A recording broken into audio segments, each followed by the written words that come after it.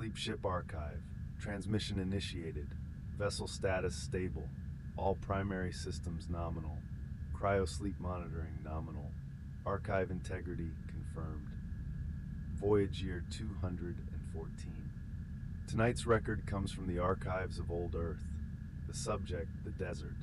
A system defined not by what it contains, but by what it cannot hold. The desert is not empty. It is a surface in continuous motion, continuously receiving and continuously releasing, shaped by a process that does not pause and does not reach a final state. What exists on a desert surface does not stay where it is. It moves, briefly accumulates, and is moved again. The surface is always in the act of becoming something other than what it was. This is not a record of a place. It is a record of a process. You may rest now. The archive will do the work of the night.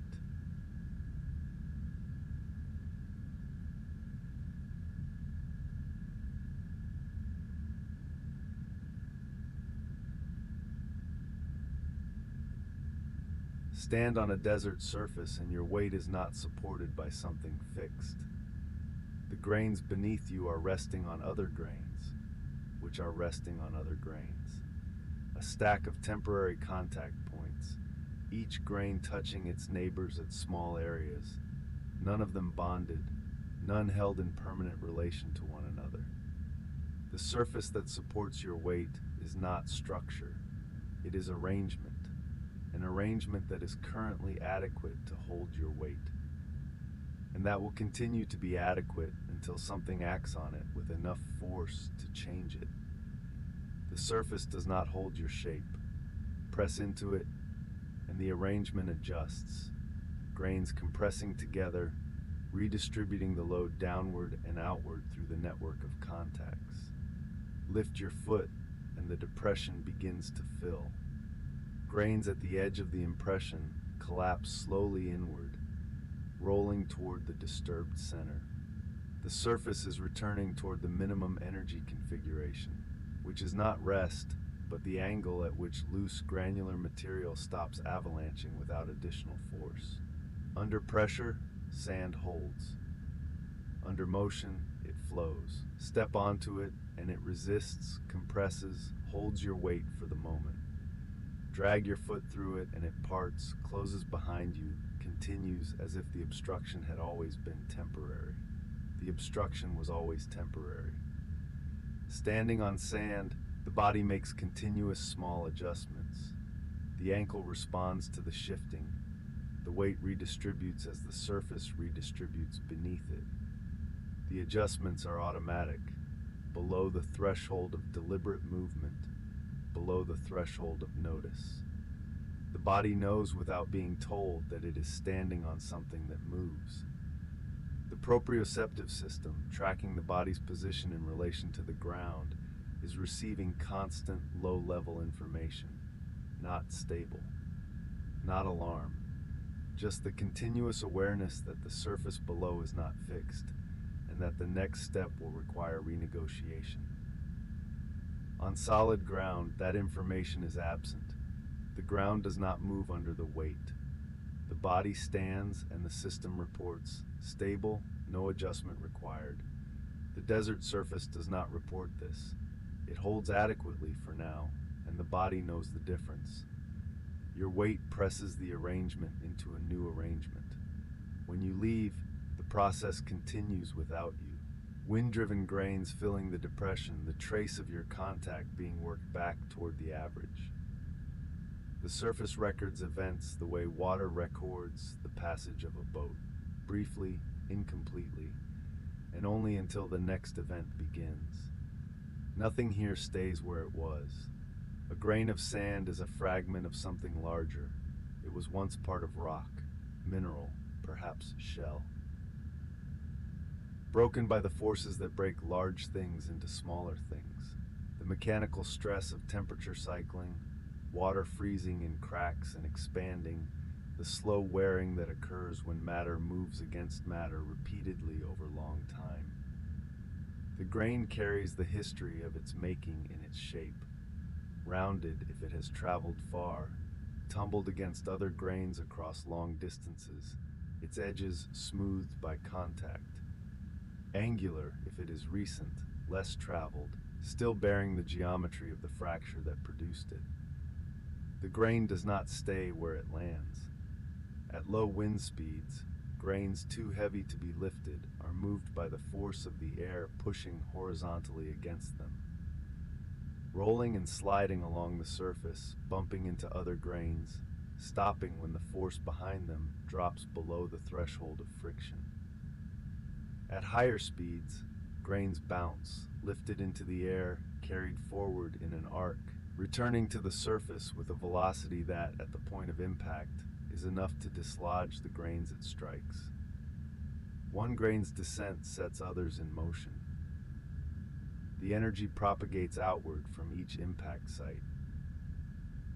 At higher speeds still, the air above the surface fills with a continuous horizontal flow of moving grains, each impact triggering new departures, the surface alive with a movement that is almost too distributed to see as movement.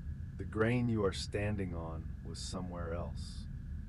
It arrived here carried by a wind that has already passed. Before that wind, it was somewhere else, moved by an earlier wind. Before that, elsewhere again. The grain has been traveling, interrupted by periods of rest that lasted until conditions for movement returned. It has no point of origin it is returning to. It has no destination it is moving toward. It is in motion when the conditions for motion are present, and it rests between those conditions. Not because it has arrived anywhere, but because the force behind it has temporarily dropped below the threshold of movement. The surface is not where things end up, it is where they are between movements. The atmosphere is always in motion. The desert is always in contact with moving air. The question is not whether wind is present, but how much force it carries at this particular moment. Even wind that cannot be felt does work. Below the threshold at which a grain of sand begins to move, wind acts on finer particles, dust and clay small enough to remain suspended in the air column. This removal of fine material is constant, invisible, unremarkable in any individual moment. It is also relentless. Over long time, this quiet sorting changes the surface. The finest particles are carried away, the coarser material is left behind. The character of the surface shifts because the wind has been removing one component and leaving another.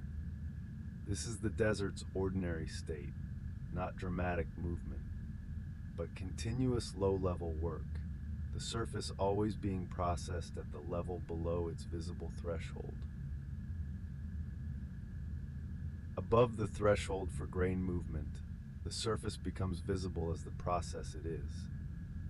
Ripples advance. The surface appears to creep. In strong wind, the air above the surface runs with moving material, a continuous horizontal flow close to the ground. But this is the ordinary state made visible, not a different kind of event. The quiet work below the threshold does not stop when the visible work begins. It is the background against which everything else occurs. The pattern in the surface at any moment is not the work of a single event. It is the record of everything that has acted on that patch of surface since it was last fully reset. And the reset itself was an event. A larger wind, a different direction, a period of intense movement that erased what was there before and started the accumulation of record again from a surface that had been leveled. Before the reset, the surface holds nothing. Ripples form in sand the way any surface forms patterns under repeated directional force. Wind moves grains forward. Where the surface is slightly higher, it intercepts more. Where it is lower, it intercepts less. The difference amplifies. From a roughly flat surface, a ridge and trough emerge. No grain decided to be part of a ripple. Each grain responds only to what is immediately around it.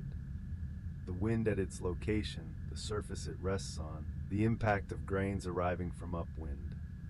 From this, across millions of grains, a pattern emerges: the ridge and trough, the regular spacing, a form that no individual grain can see and that no process planned. The surface is always being rewritten, but rewritten with the same rules, which produce the same patterns. The ripple you are looking at has a specific history, these specific grains, this specific sequence of winds, but its form belongs to a class. The physics produces the form reliably, wherever the conditions are met. What is not reliable is the form's persistence. The next wind strong enough to move the grains at the crest will level the ripple field and begin the process of organization again, from a surface that has been reset to approximately flat. There is no final shape, but the process that produced the last shape will produce the next one. The reset does not erase the rules, only the record. The same physics applied to the same material in roughly the same conditions will produce roughly the same forms. The desert does not need to remember what a ripple looks like to produce the next ripple. The rules are in the physics, and the physics does not forget. Each new surface is produced by rules that have no memory and require none. They apply wherever the conditions are met and produce the same results every time. The surface is erased and rewritten and erased again, and the rewriting always looks like itself. There is the current shape, which is already in the process of becoming the next shape. Wherever the wind slows, material accumulates. An obstacle on the surface disrupts the airflow moving across it. Immediately downwind of the obstacle, the air decelerates, a zone of lower velocity where grains being carried by the wind lose their forward momentum and settle. The deposition is predictable in its location, heaviest close to the obstacle, thinning as the air regains speed. But the accumulation changes the obstacle. As sand builds downwind of an obstruction, the deposited sand itself alters the flow. The zone of slow air expands. More deposition follows at the new edges of that zone. The structure grows.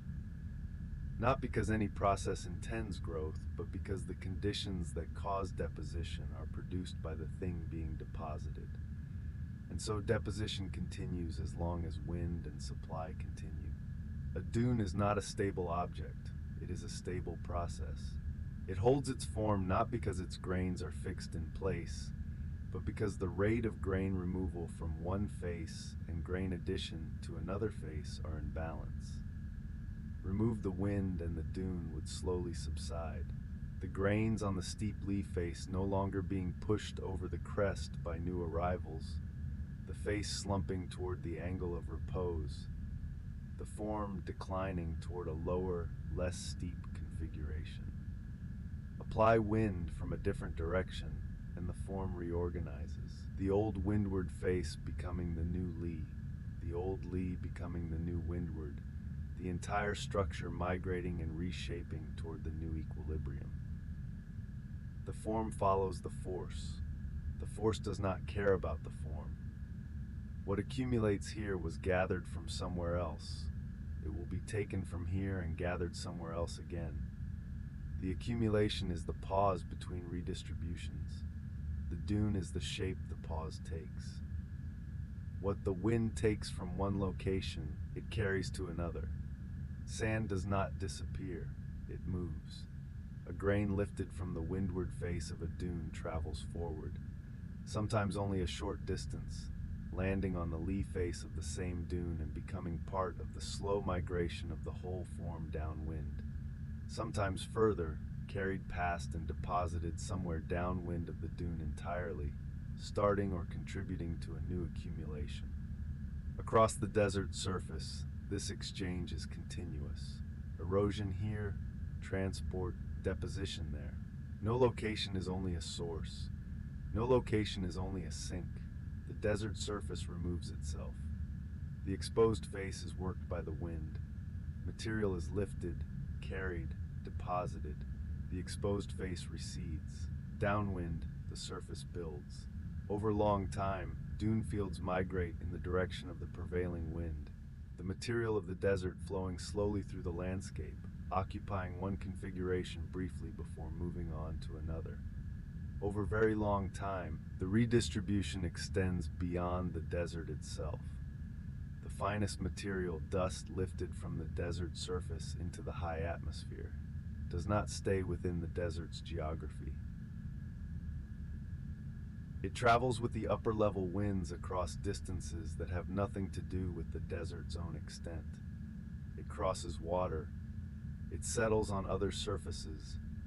It enters other systems. The ocean, where it provides minerals to the organisms that need them. Other land masses, where it accumulates in thin layers over centuries, becoming part of the soil, becoming the record of distant movement. The desert gives itself away continuously. It is replenished by the slow erosion of the rock at its margins, the breakdown of exposed stone into mobile particles. The desert does not lose material to this process. It passes material on, and what it passes on, something else receives. The desert has existed as a desert for longer than any pattern in it. The ripple field that exists at this moment has existed for days. The dune below it has existed for decades or centuries.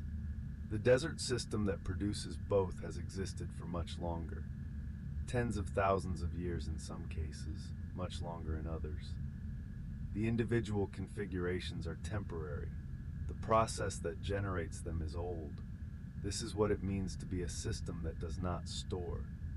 Systems that accumulate, that build structure over time, that hold what they receive in recoverable form, develop history. The rings of a tree encode years of growth.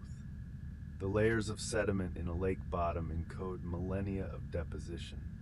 The canopy encodes which trees are old, where gaps have been, what the conditions were over the lifetime of the structure. These are systems with records. The desert is not one of them. It receives, processes, and releases. What arrived is no longer here. What replaced it will also go. Nothing here is an archive. The surface holds only the present configuration, the result of the most recent events that acted on it, no further back. A ripple field is a record of the last sustained wind, its direction, something of its speed, the supply of material it had to work with.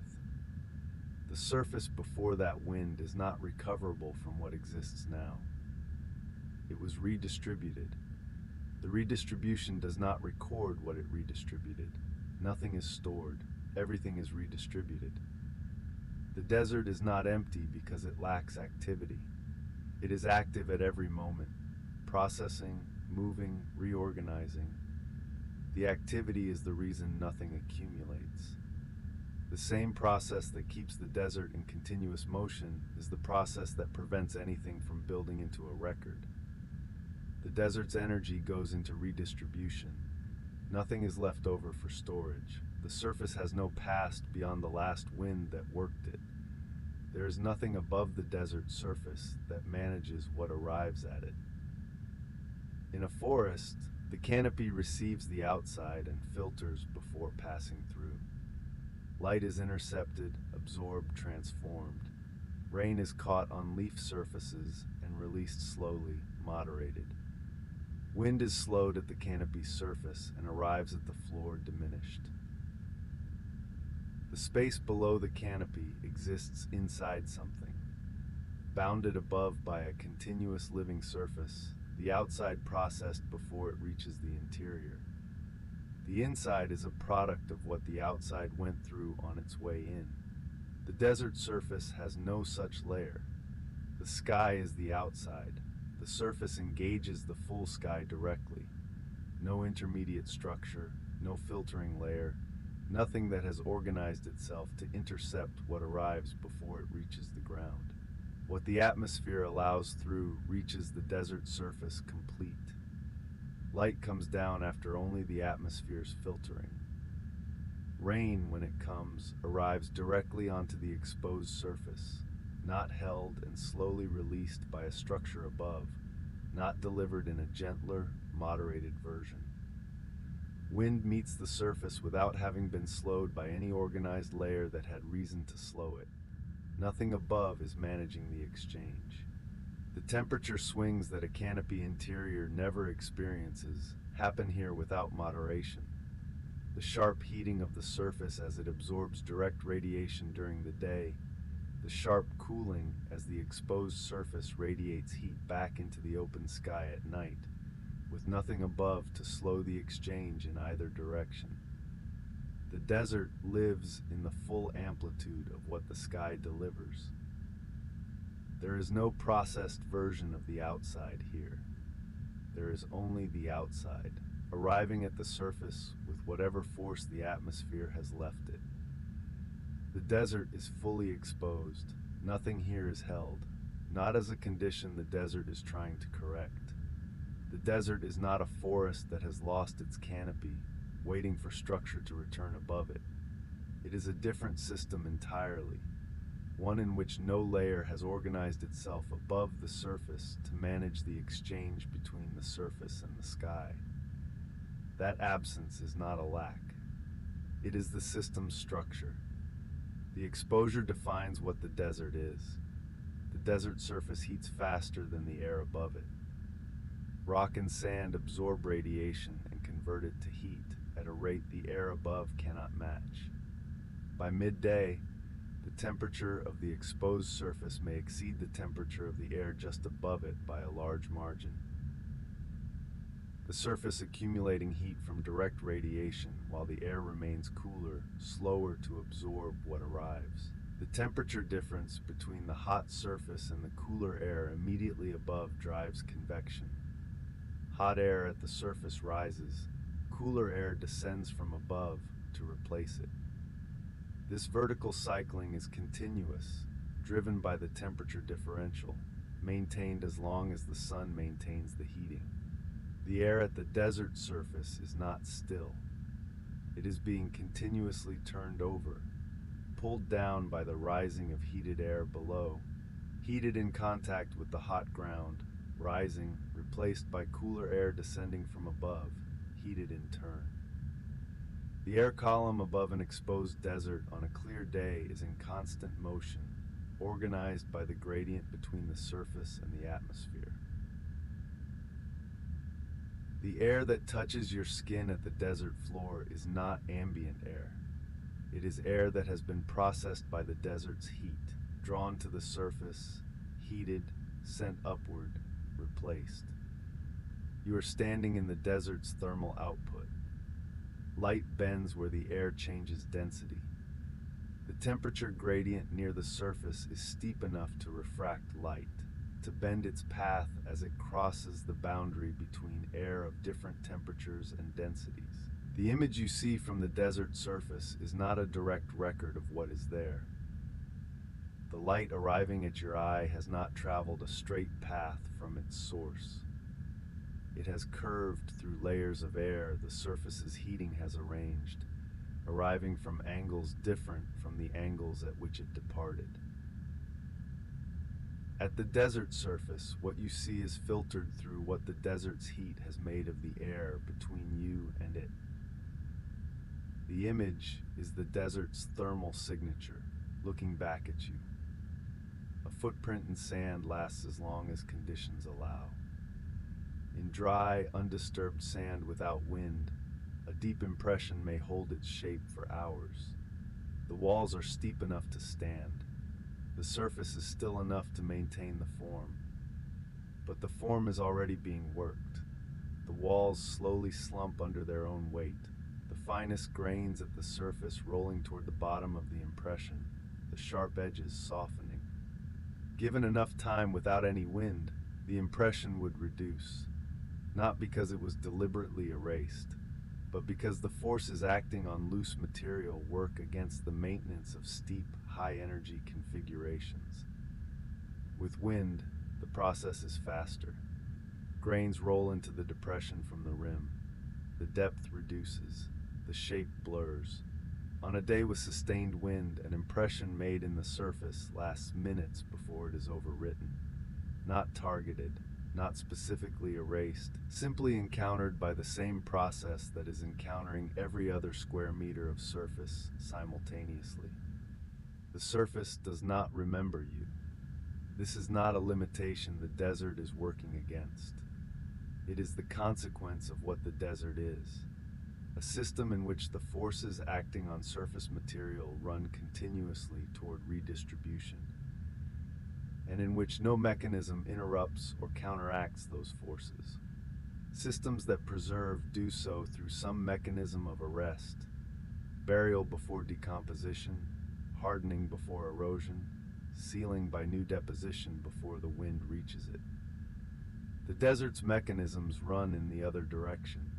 The surface is continuously sorted, lifted, carried, redeposited.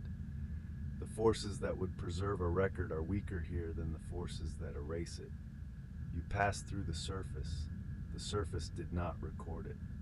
Where you stood, the grains that were displaced are already settling back toward the configuration the wind prefers, not the configuration you left, the configuration the wind produces, which does not include you.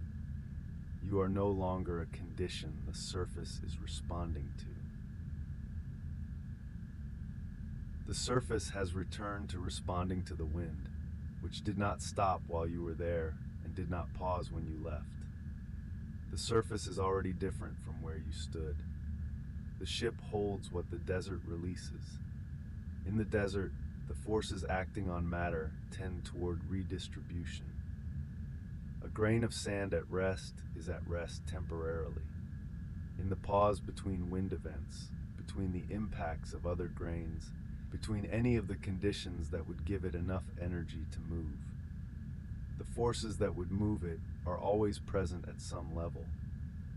What varies is whether they are currently above or below the threshold of movement. The ship does not operate on thresholds. Every material component of the vessel is held in its position deliberately at every scale. The molecular bonds of the hull plating hold its atoms together. The welds and structural geometry hold the hull's components together. The navigation systems counter the forces that would alter the vessel's course. At no level is any component held only temporarily in the pause between forces that would move it.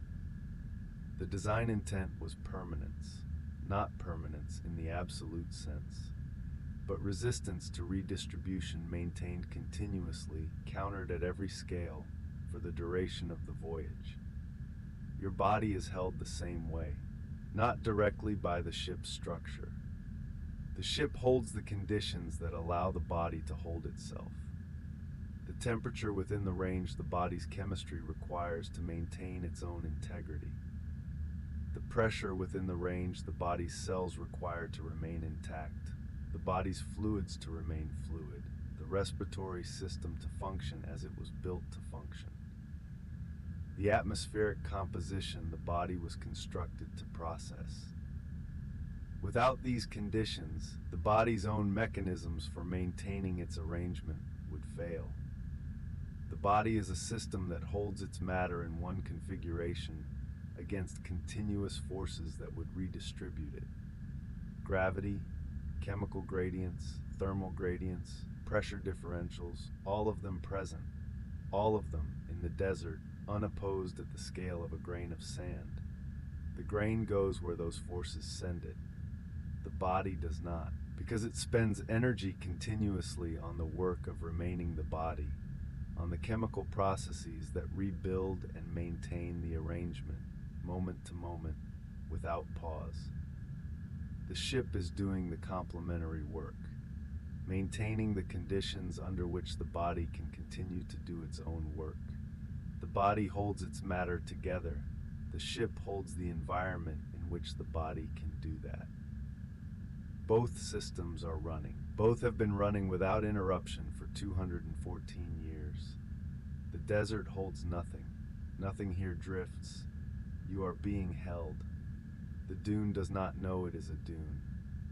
The process that produced it. Grains responding to local wind conditions. the aggregate of millions of individual responses over time producing a coherent form, has no awareness of the form it has produced. The dune is real. It has mass, height, shadow. It alters the airflow above and around it and shapes where deposition occurs downwind of it. But the form was not intended. No organizing process had the form in mind. The dune arose because the conditions for its arising were met, not because anything was trying to make a dune. The desert produces form without intending to. This is not unusual. Most form in the physical world arises without intention. The shape of a river channel, the geometry of a crystal, the arrangement of cells in a developing organism following the rules of the chemistry of their particular situation and producing a structure no cell planned. What is specific to the desert is not that its form is unintentional. It is that the form does not last long enough to become the stable condition of the system. In the forest, the form that emerged from local rules, each tree growing toward light, the aggregate of that growth producing a continuous surface, persisted long enough to become the environment. The canopy, once it existed, was a stable input for decades, centuries. The form lasted long enough that everything below organized itself around it. The form became the condition. In the desert, the form does not last long enough to become anything more than itself. The ripple exists. It changes the local aerodynamics slightly. It is overwritten. The dune migrates downwind over decades, leaving no stable mark on the landscape it traversed. Nothing that forms in the desert lasts long enough for other things to organize themselves around it as a permanent feature. Everything forms in a landscape that will change before the response to the change can complete. The system continues without reaching a state from which it does not return. The wind does not stop. The material is always available. No configuration is stable enough to end the process. The surface rewrites itself, not toward anything, not away from anything, simply continuing because the forces that drive it continue, and the material is always there to be worked. The surface does not know this, it simply does it. Return now to the body at rest, the surfaces the body touches, the material of the cryogenic chamber, the temperature of the contact, the particular quality of what the body rests against. So are where they were placed. They will be there when the body next becomes aware of them. The structure surrounding the body is not being redistributed. It is being maintained. The pressure is steady, not the pressure of an open sky above a heated surface. The full weight of the atmosphere, the convection driven by surface heating turning the air continuously, the pressure fluctuating with weather systems moving across an open landscape with nothing to shelter against. The pressure here is managed. The atmospheric systems maintain it at a stable value that does not vary with the time of day, the heating of any surface, or the presence or absence of any layer above that might slow or buffer or moderate. The temperature does not swing. In the desert, the exposed surface absorbs what the sky delivers and radiates back what it has accumulated. The swing between heated day and cold radiating night large and unmediated. Here the temperature follows no cycle driven by exposure. The systems maintain the body's environment within a narrow range, independent of what exists at the hull's exterior, independent of what the void outside would produce if allowed in. The swing does not reach the body. The systems are between the body and whatever would produce it. The body is not being redistributed. In the desert, nothing holds its position permanently.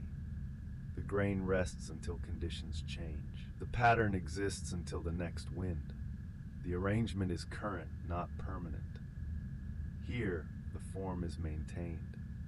The arrangement that is the body is supported by the arrangement that is the ship, which is held by the structural integrity of its own material, which is held by the chemistry of the bonds that make that material what it is. Nothing here is drifting. The systems work against that. They have been working against it for 214 years. What they are working against, the tendency of matter to redistribute toward lower energy configurations when forces are applied, is exactly what the desert does not resist. The desert permits redistribution. The ship prevents it. The difference is the mission. The archive record for desert systems is now complete for this transmission. The desert was not defined by what it lacked. It was defined by what it could not hold. The surface received material from upwind and released material downwind, passing grains through configurations that lasted until the next event overrode them. Nothing accumulated permanently. Nothing was depleted permanently. The material cycled through positions, spending time at each before being moved on. Nothing here stays where it was. The surface recorded only what had happened recently. Whatever configuration had existed before was not recoverable from what remained. It had been redistributed. The redistribution left no record of what it had redistributed. The ship holds against this. Nothing in the inhabited spaces is released to redistribution. The material stays where it was placed. The conditions stay within the range the systems maintain them to occupy. There is no final shape, but the shape is held here for the duration of this voyage by systems that do not stop and do not drift. The surface does not remember you. What holds you does. Voyage continues.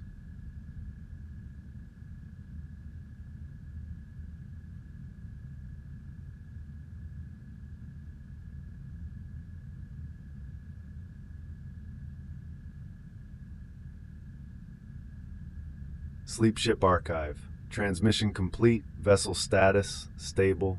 Cryosleep monitoring nominal. All systems nominal. Archive records sealed and filed.